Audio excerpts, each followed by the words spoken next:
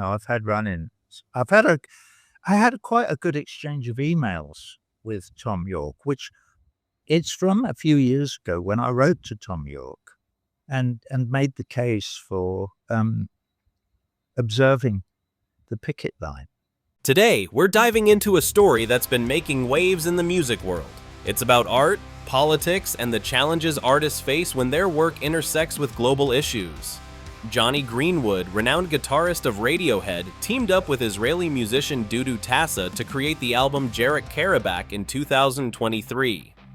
This project was a fusion of Middle Eastern musical traditions featuring artists from Syria, Lebanon, Kuwait, and Iraq. The duo aimed to celebrate cultural diversity and shared musical heritage. In June 2025, Greenwood and Tassa were set to perform in Bristol and London, bringing their collaborative work to UK audiences. These shows were highly anticipated, promising a unique blend of sounds and cultures. However, the concerts were abruptly cancelled. The venues, Bristol Beacon and Hackney Church, cited credible threats as the reason, stating it was not safe to proceed. These threats emerged amid pressure from the Boycott, Divestment and Sanctions (BDS) movement, which opposes cultural events involving Israeli artists due to political reasons. They recently confirmed the gigs would no longer go ahead after the venues decided it was not safe to proceed. The Palestinian Campaign for the Academic and Cultural Boycott of Israel, a member of the Boycott, Divestment and Sanctions movement, welcomed the cancellations, claiming the performances would have whitewashed the war in Gaza. A statement from Greenwood, Tassa, and their musicians said, "The venues and their blameless staff have received enough credible threats to conclude that it's not safe to proceed. Promoters of the shows can't be expected to fund our audience's protection." It said the cancellation will be hailed as a victory by the campaigners behind it, but we see nothing to celebrate and don't find that anything positive has been achieved. It went on. Forcing musicians not to perform and denying people who want to hear them an opportunity to do so is self-evidently a method of censorship and silencing. We believe art exists above and beyond politics. That art that seeks to establish the common identity of musicians across borders in the Middle East should be encouraged, not decried, and that artists should be free to express themselves regardless of their citizenship or their religion, and certainly regardless of the decisions made by their governments.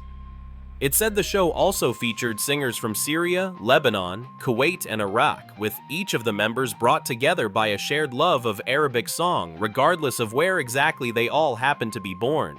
The statement also said, "We find ourselves in the odd position of being condemned by both ends of the political spectrum. For some on the right, we're playing the wrong kind of music. Too inclusive, too aware of the rich and beautiful diversity of Middle Eastern culture. For some on the left, we're only playing it to absolve ourselves of our collective sins. We dread the weaponization of this cancellation by reactionary figures as much as we lament its celebration by some progressives." Greenwood also faced opposition from pro-Palestinian groups last year after performing in Tel Aviv amid the war in Gaza.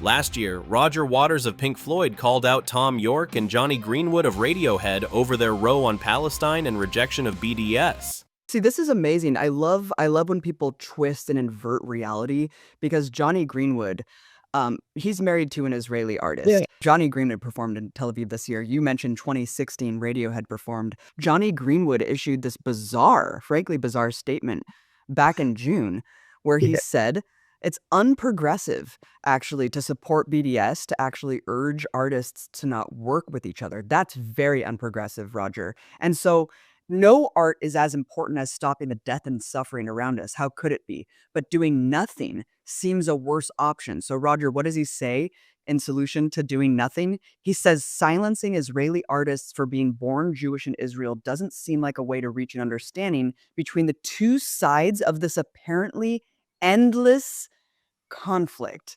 Yeah, well, So, it's complete bullshit. Obviously, there is no argument to be made.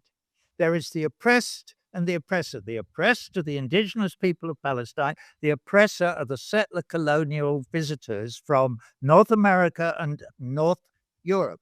That's one thing, okay. The oppressed are murdering The oppressors are murdering all the oppressed people so they can steal their furniture and their houses and their olive trees and their hills and their streams and their water and their land and their birthright. Drop your thoughts in the comments, and don't forget to like, subscribe, and hit that notification bell for more such videos.